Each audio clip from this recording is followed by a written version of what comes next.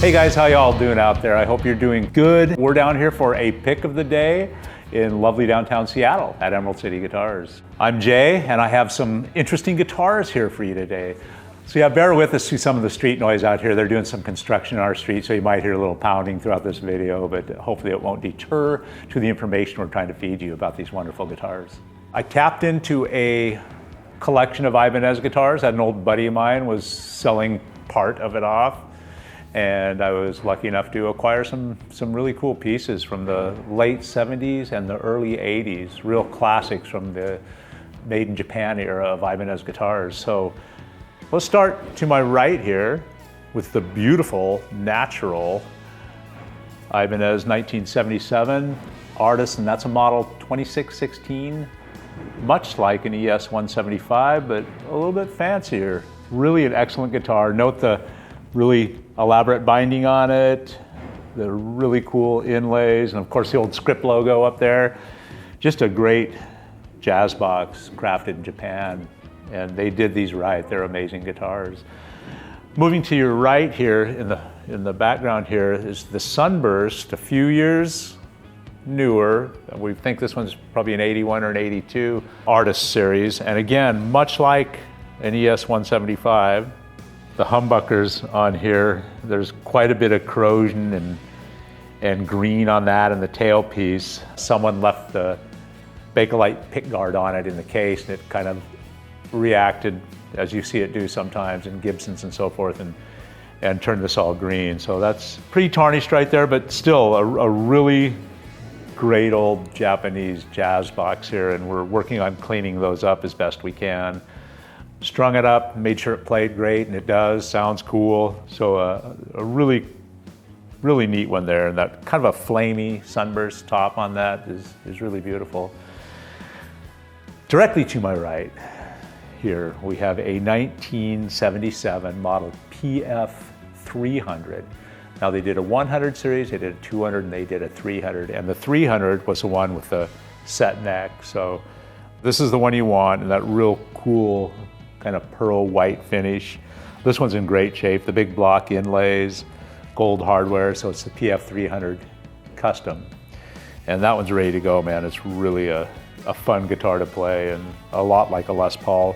Got a little coil tap switch on it there for single and dual coil mode. And like I said, she's ready to go and in really nice condition.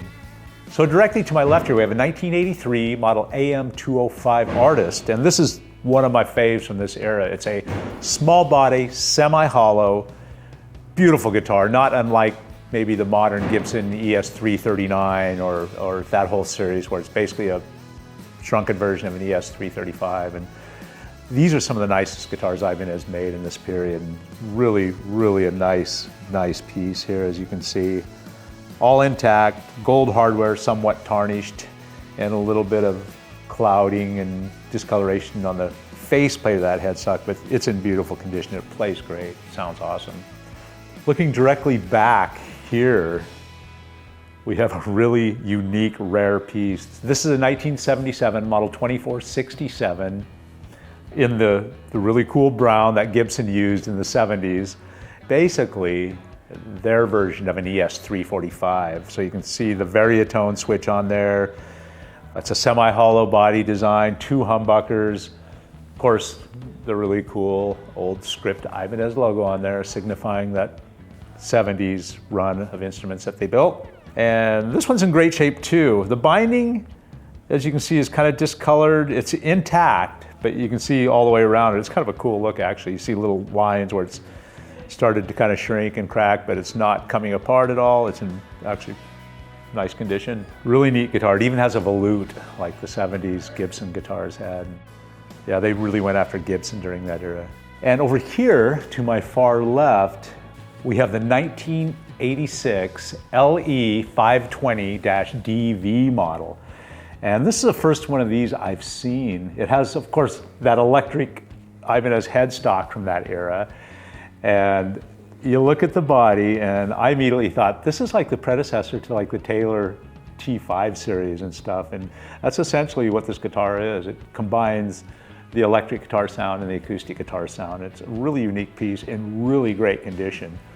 This one's set up and ready to play, and these are all really cool, interesting, Japanese-made Ibanez guitars. Strong building period for them. Definitely you can see their tendency to kind of go after the Gibson look, and they did face some, what we call the lawsuit era, so they had to change a lot of their designs. And yeah, great story, Ibanez guitars. Let's see, I think there was one more. Oh yes! Behind me here, I've got a very cool little 1977 Ibanez F-style mandolin. And this is a model 526 in a really beautiful kind of wine red finish. And look at that, look at the yellowing on the binding, the really great attention to detail to the F-style Mandos that Gibson made famous, and the really cool signature headstock as well. Old script logo, really great condition, really a nice old piece. So yeah, that rounds out my little selection of 7 really fine old Ibanez guitars, and these are all going to be listed up on our website, and you can go right there and get more details and beautiful pictures of them and buy them, add them to your collection. So thanks so much for tuning in, you guys. I hope you enjoyed the little walk through a little bit of Ibanez history there, and thanks for tuning in. We'll see you all next time.